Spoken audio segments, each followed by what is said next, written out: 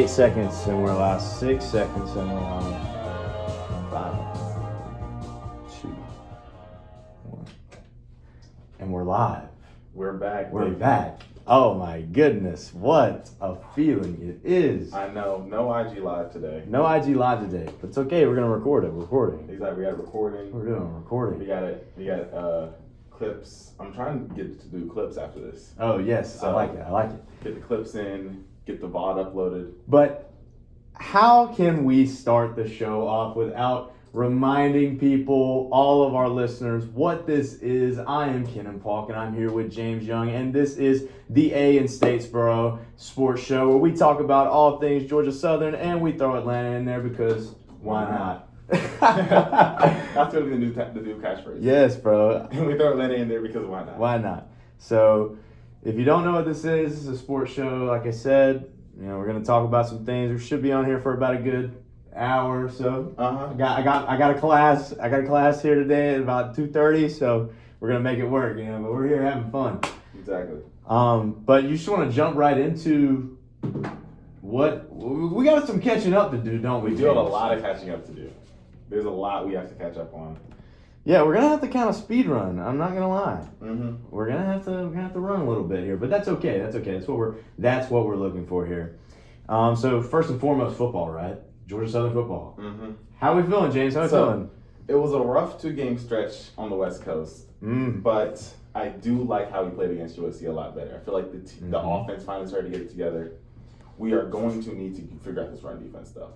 That we are, because I was watching the Fresno State game, and obviously first game of the season, you're excited, man. You're thinking, oh, bro, we're gonna get 70 points. Man, it's just gonna be a great win. And then going out of the half. It was 13-12 after the half, right? And, you could see that the defense was kind of there, it kind of wasn't. And you're like, okay, maybe this is first game jitters, right? And O.J. Arnold, by the way, was looking very solid in the first. Yes, O.J. did a really good job in the first half. I thought he looked really solid in the first half.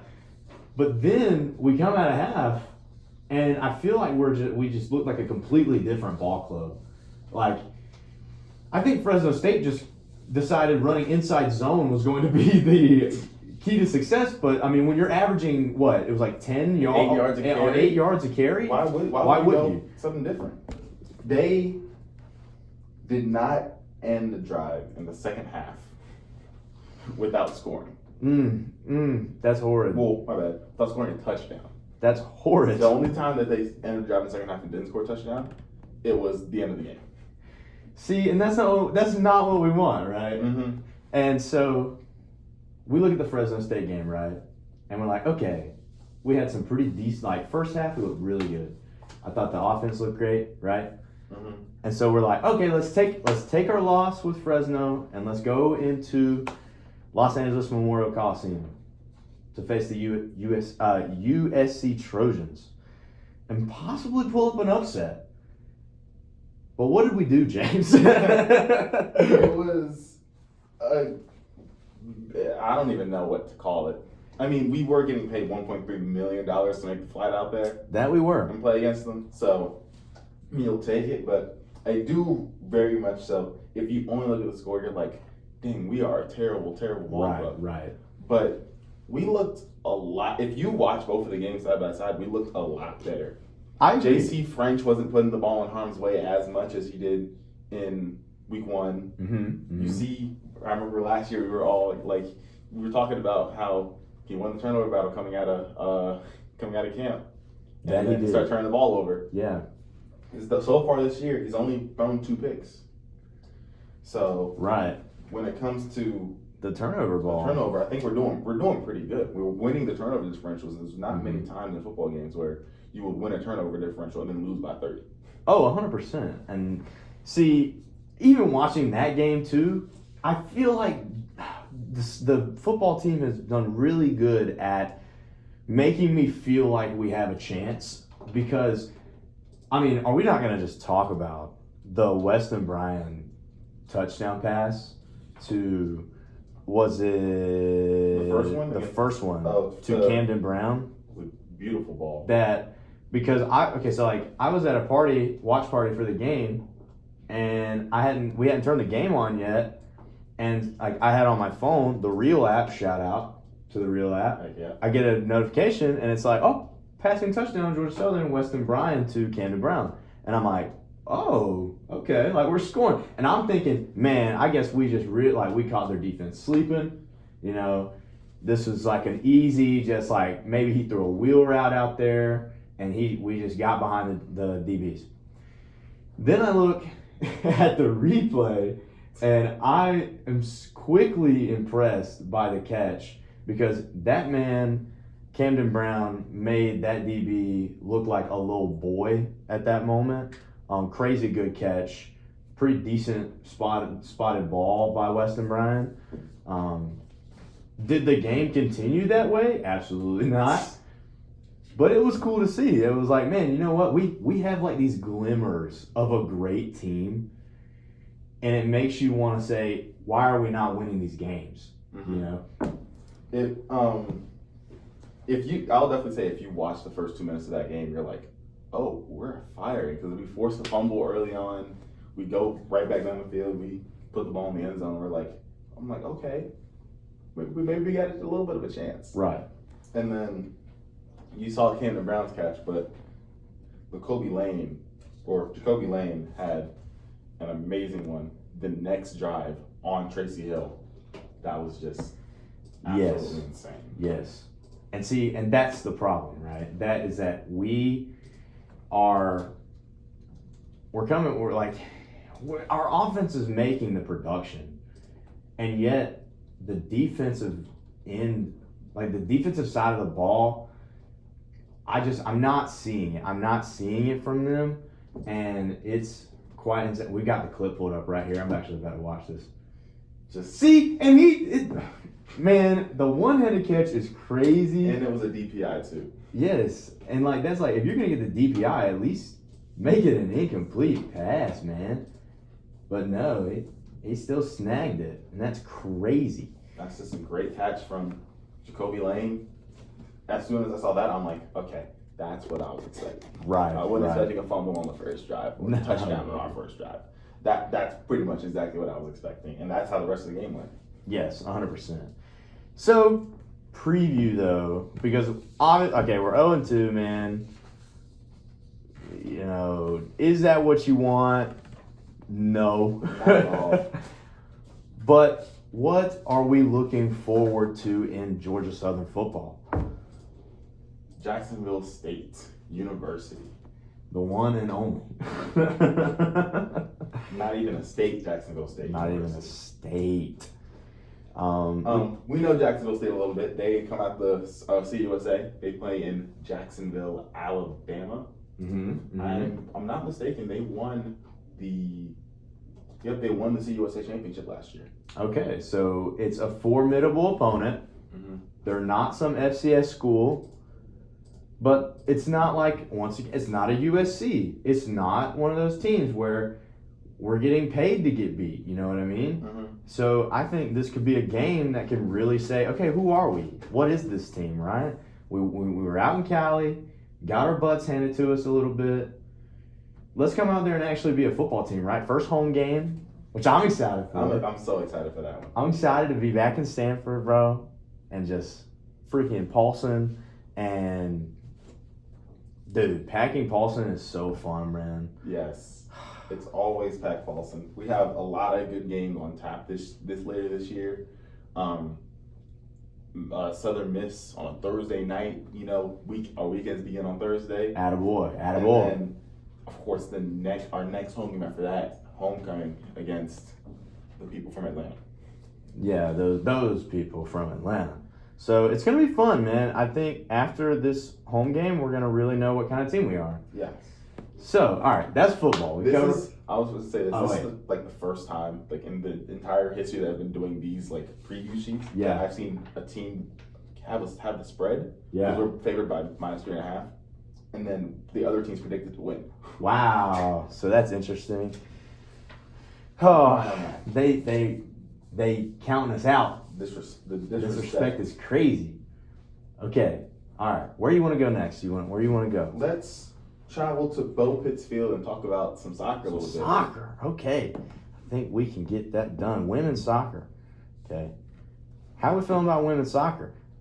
I mean, when you're a team that's lost 4 straight, it's hard. It's really easy to just look at the negatives and how the negative in-house has looked. Right. But you gotta think about it. We played a ranked Arkansas team in a game that was supposed to be played here that got switched to Arkansas. We played a Tennessee team that is, what was it, number 2? I think it's ranked high. I don't know what Yeah, exactly. I think they're the number 2. 2 or 3. We've kept it close. Yeah, we didn't get like crazy scored out by Tennessee at Tennessee, you know. Mm-hmm. But in my opinion, it's kind of like the old saying: if you have 2 or 3 quarterbacks on a football roster, you have no quarterbacks. Right. Right now, we're trying to run a 3-goalie system, and it's not working. So you have to pick something. You have to pick Addison Dodge. You have to pick Katie Oak. You have to pick a Quinn Wilson. You have to pick one of them and be like, you are our goalie. You're the one we're rolling with. Mm-hmm. Go do your job.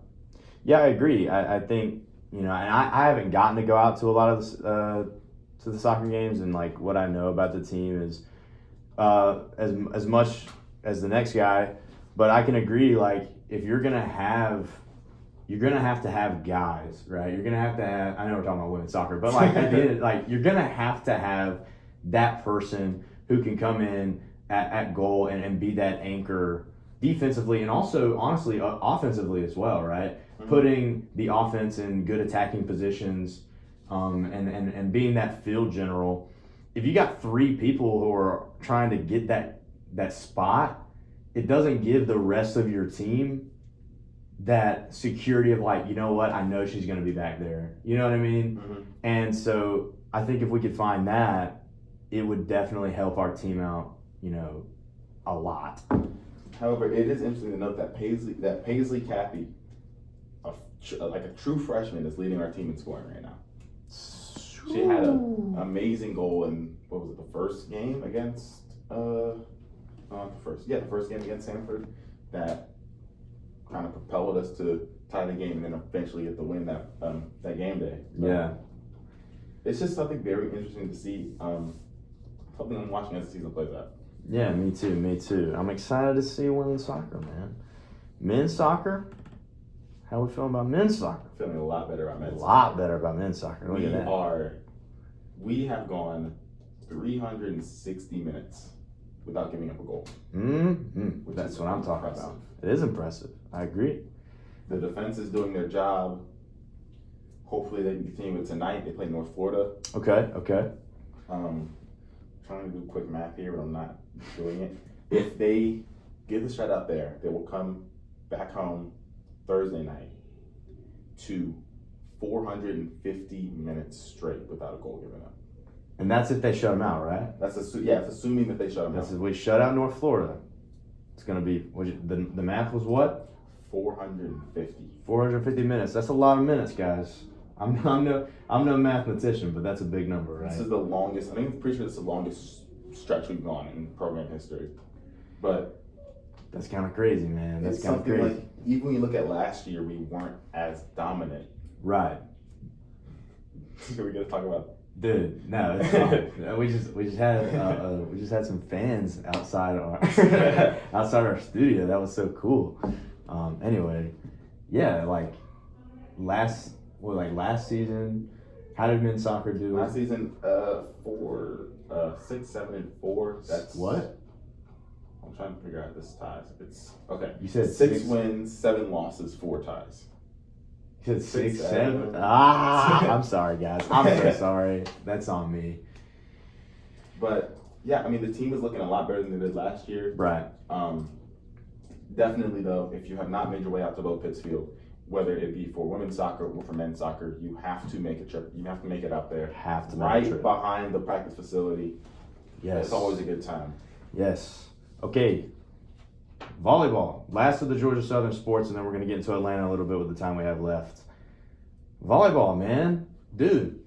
Went to my first volleyball game of the season Friday. Mm-hmm. They played Who'd they play? It was UNCW. Okay.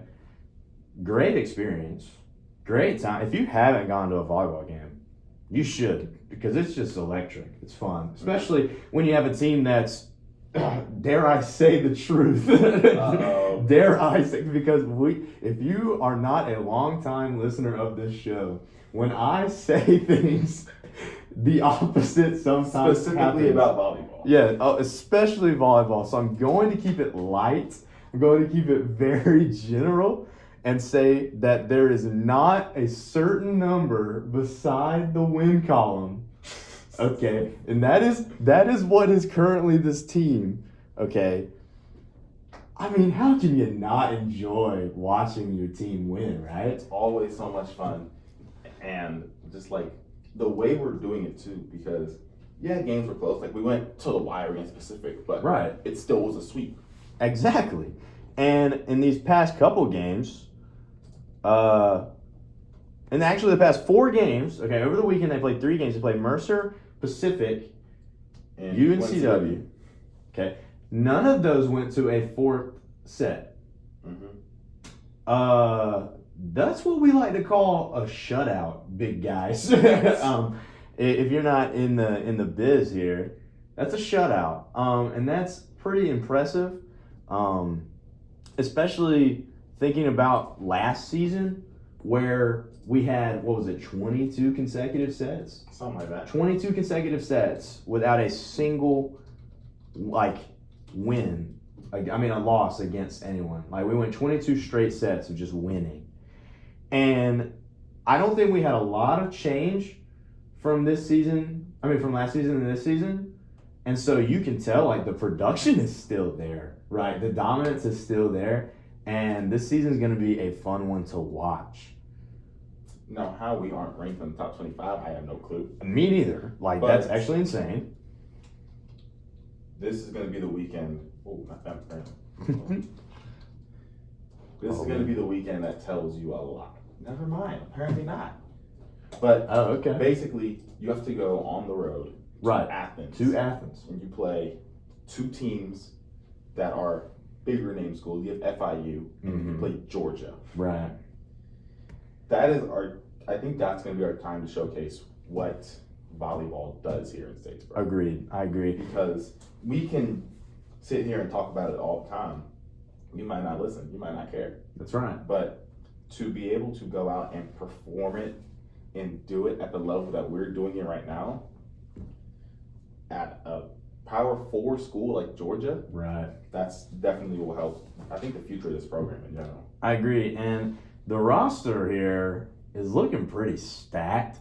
There's really not many people here that doesn't have a number beside their name. There's not many people here that doesn't contribute something to this team. Obviously, you have your big leaders, right? We've got Reagan Barth, 82 kills. My favorite stat of this entire sport, because kills is the coolest name for something. Coming up next after 82, second team leading kills, Sam Bowron. And let's see, who's third? Maggie Sale with 32. Wait, no.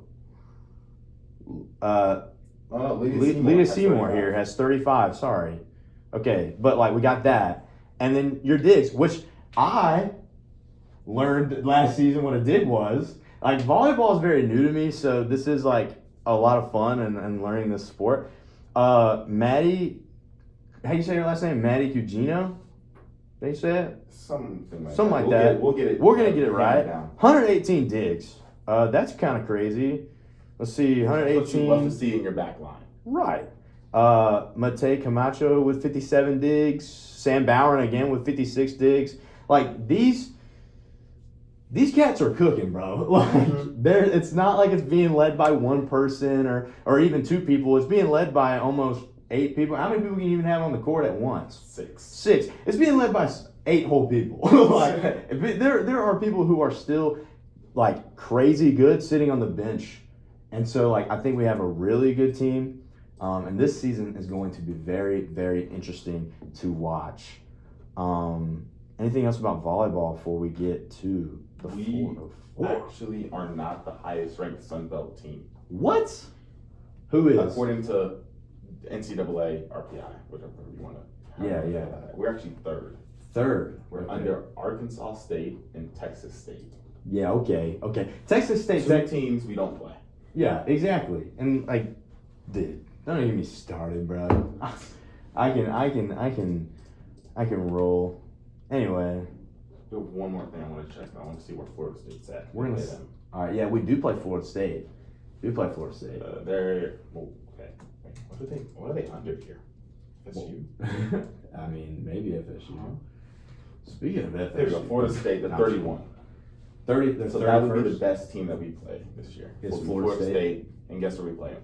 Home. Hanner Fieldhouse. Yes. Right before we take on Maine.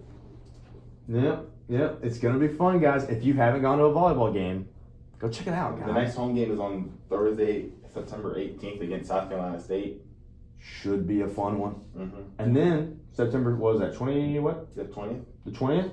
Florida State. Gonna be a big one. And then conference play starts. And then conference play. Then it's when the games really matter. Yeah. Yep. All right. So that's Georgia Southern sports for you up to this point. Are you ready to go to the 404 for a little bit? Oh man. Do you want to go? Why do we have to leave, right? Exactly. I don't want to leave. Because if you have been living under a rock or you haven't been paying attention to Atlanta football, week 1 started yesterday, and we played the Tampa Bay Buccaneers, which for a week 1 matchup. That's a hard one. That's a hard one. That's the second biggest rival. That's like being Georgia, and then you're like, okay, yeah, first game of the year, go play Tennessee. Yeah, we're gonna go play Tennessee. And you know what? There were positives. Like I gotta be very careful with how I say this because I could get upset about this game. Yes. I can get upset about this game, but there was positives. Mm-hmm. There were positives. Let's start there. Let's start with the positives, James. I loved what I saw from the pass rush. It looked so much more improved. If you just paid attention to the box score, you're probably thinking, oh, okay, we only had 1 sack, and it was from DBs, or the 2 edge rushers you drafted in the first round. Probably didn't do too good. Right. But they did exactly what the job was supposed to do. They forced Bayer to make tough decisions, and it really showed in his box score. He only had 167 yards in the air. Right. So whenever you force quarterbacks to make decisions, they make a couple of mistakes. We had a couple of missed opportunities when it came to getting interceptions. Mm-hmm. But yeah, I could not have been, I almost could not have been more proud of this defense. Yeah, I think from what I saw, it was pretty solid. I didn't think there was anything crazy like going back to the Georgia Southern game, right? I was watching that and I was like, oh my gosh, our run defense is atrocious right now. And watching the Falcons play, I didn't see that with their defense. I thought it was pretty solid, like you said. Like I thought it looked really well. I thought offensively we looked pretty decent. For a week 1 game, you're breaking off the huge break in between seasons. You're coming back in his first game back. I can understand that, and for that, I think we look pretty solid. Especially at quarterback. Mm-hmm. And I'll be honest, I'll be the first one to admit, was I the biggest fan of the Penix move and making Kirk Cochains just a mentor person kind of guy? No, I wasn't. But now I think Penix is really making his mark here. 298 yards passing, 1 touchdown. He had some rushing yards in there with the crazy reach. He had 2 plays on that drive. It was the fourth and one where he's diving for the first down line. He gets it just barely by hair. By hair, yeah. And I remember when so there's this college pass from Mercedes-Benz Stadium that me and my friend got. Mm-hmm. And they ended up selling standing room only tickets for $30. So made the drive up, went to that game. Right. I'm talking to him. I'm like, I sounded like a black pastor. I was like, we're not talking about the touchdown. We just need the first down. Yes, just yes. keep the chains moving. Give us another 4 downs to go put this ball in the end zone. Yes, that play, and then the one where he did it again. He scored. Fourth and goal from the 4. Put the ball with the goal line. I was watching that play happen, and I saw a pocket collapse within that play, and I'm thinking, wow, this is so Atlanta of us. Like, this is going to be a sack. This is what it's going to be.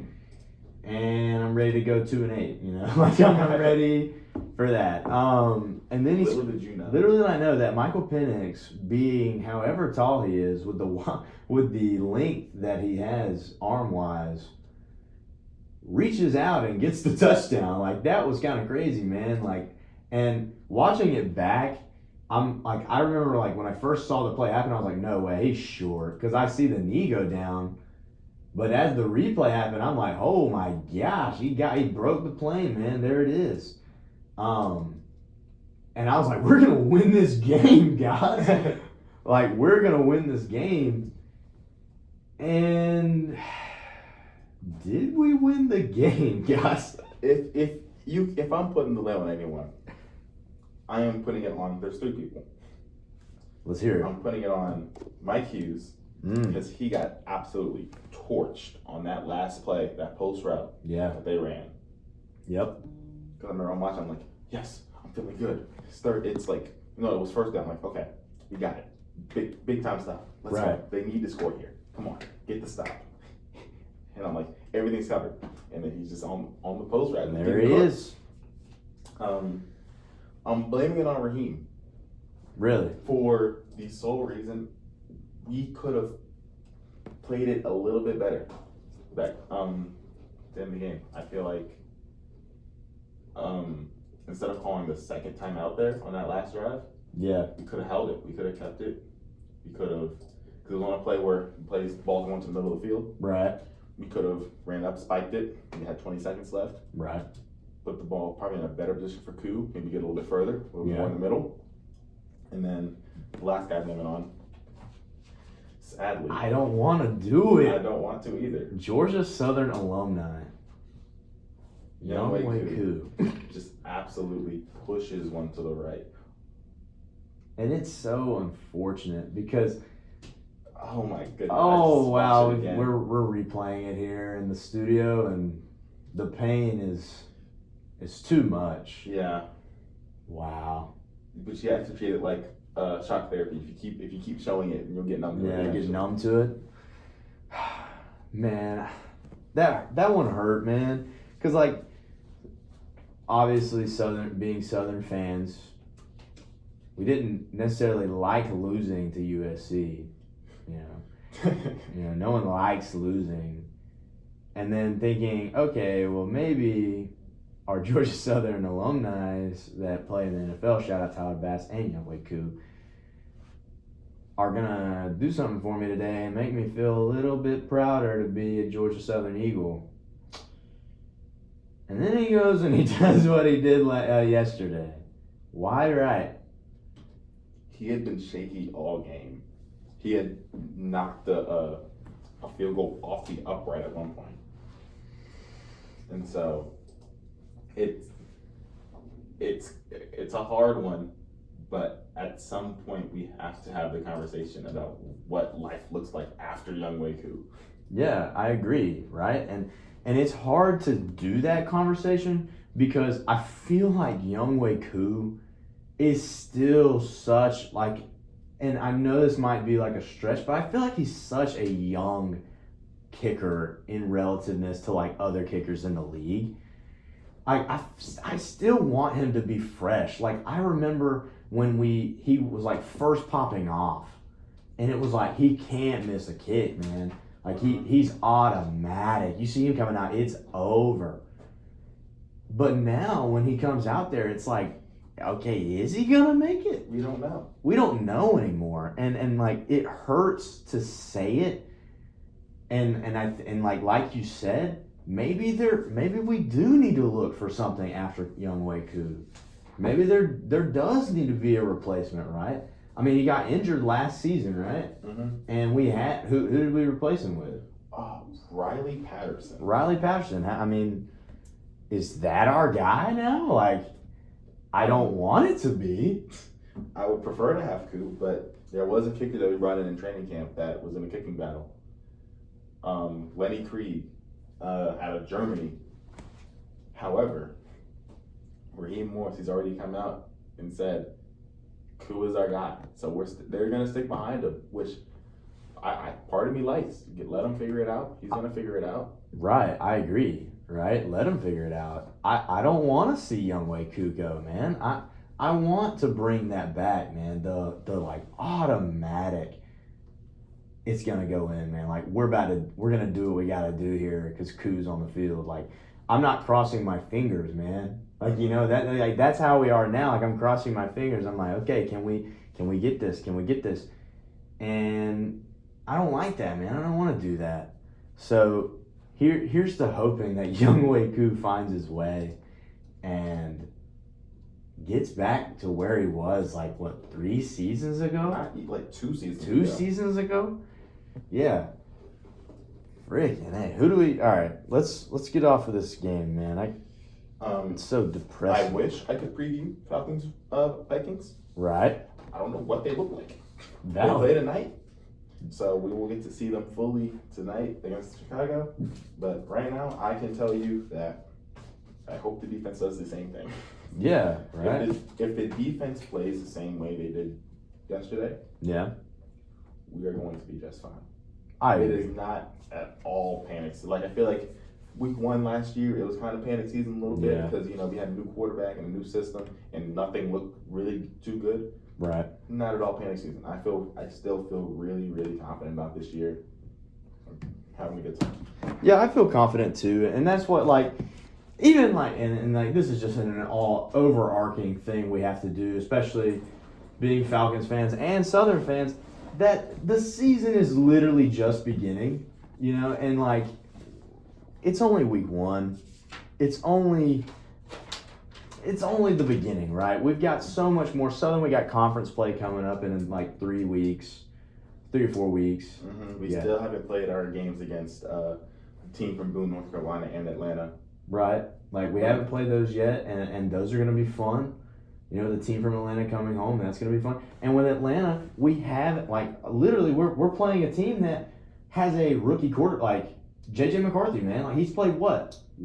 No snaps. This would be his first this will be his first regular season professional game. We don't know what's going to happen, man. And that's what, you just can't. It's easy to look at the bad from last night and to say, oh, here we go again. Oh, here we go again. All right. But if you remember, didn't we do that last season? Exactly. And then what happened? Kirk turned it around. The ship. Right. And then he turned it right back around. Right. And right off a cliff. Yes. He put us back on track for 3 games, and we look like we might beat them boys. And then he turned it right back around. Right. So, to everyone listening, just know it's the beginning. It's just the beginning. Just like this show. It's our first show, man. First show back. First show back. That's how you know it's fresh, man. Don't get your hopes down. Get your hopes up. Exactly. Get your hopes up, man. There is a lot of football left to be played. Nobody's out of it yet when it comes to the NFC South or the Sun Belt Conference Championship. Hosting a bowl, playing in a bowl game close to home where we can go travel and go see them boys play wherever they are. The season is still young. The season isn't over yet. We've only played 3 games of football this year. No, that's what I'm saying. And in the last 2 games, when it comes to Georgia Southern and the Atlanta Falcons, I still feel really confident. I agree. Okay, well, I think that's all we got for today. That's all we got, guys. Man, what a first show, man. It's been good to be back. But before we go, how can we end a show without doing our Pick 5? Exactly, guys? Pick 5. If you don't know what this is, the Pick 5 is where we pick 5 games that will happen from this point to the next time we do the show, which will be what? Maybe Friday, maybe not. I don't know. See, say we pick games in the next week and just see where it goes. Yeah, see where it goes, right? We keep a running tally, and the winner gets, I don't know, bragging rights. I forgot to count back up from last year. Totally fine, right? So anyway, pick 5. Let's see. Okay, I want Georgia Southern beating Jacksonville State. I want I want Atlanta beating Minnesota. I think we're gonna do it. I feel pretty confident. Let's see here. Let me get Georgia Southern volleyball team beating Georgia. Ooh, okay. I think they're gonna beat Georgia. Okay. Let's see, 2 more. Let's see who the men's soccer play next. Men's soccer has. Let's see here. I just talked about this. So I want to say South Florida. I mean North Florida. It might be North Florida. I want men's soccer winning, and let's see. I want women's soccer winning, dude. I think we're all gonna just get a bunch of dubs in the Southern column and the Atlantic column. A lot of dubs coming up. They have a matchup against. What should be like somebody? Kennesaw State. Yep, we're beat. Yeah, women's soccer beating Kennesaw State, 100%. All right, those are my 5. Let's see what I can cook up here. Yeah, let's see what James can cook up. I am going to go a little bit off the rails a little bit. That's totally fine. Atlanta United has looked horrible this season, and even that's probably putting it generous. Yes, they look terrible. But I think that home game against Columbus on Saturday, I think that the team finally finds something out, and they get a win against Columbus. Right. Their first MLS win at home since May. Mm-hmm. Which is insane to say. Of course, I want Georgia Southern over Jacksonville State. 100%. I'm trying to figure out what the spread is for our game on next Sunday. Do we have a spread? They're favored by 4.5 points. 4.5 points. I am going to hammer that spread. Yes. That is just like the freest line of all time. 100%. That's a free win. I'm going to standard college football now to see. Oh yeah, dude. Give me. Oh, okay. You know what? My best friend's gonna hate me for this one. That's valid. Auburn just got ranked. They're ranked 24th. Right. USA's gonna cover against them. It's a What? 24.5 point spread. Wow. If you don't hear from me next week, that's probably why. No, it's valid. I got a buddy. Who goes to Auburn too. And then probably the biggest game of this weekend. Number 6 ranked Georgia goes into Neyland, takes on number 15 Tennessee. What you think? You know who Kirby Smart hates losing to? Who's he losing to? Alabama. That he does. Because he always loses to Alabama. That's true. He's beating Tennessee. Okay, Georgia beats Tennessee this Saturday. Wow, what a pick. All right. That's all we got. That's our pick 5. This has been the A in Statesboro with me, Kenan Polk, and James Young. This is 91.9, the voice of Georgia Southern. And to leave you, before we go, here is some of that new Deftones that just came out about 2 weeks ago. All right. Have a good one, guys. See y'all, in a week? Sure. Maybe. I don't know. Who knows? We'll see. All right, guys. Keep it real.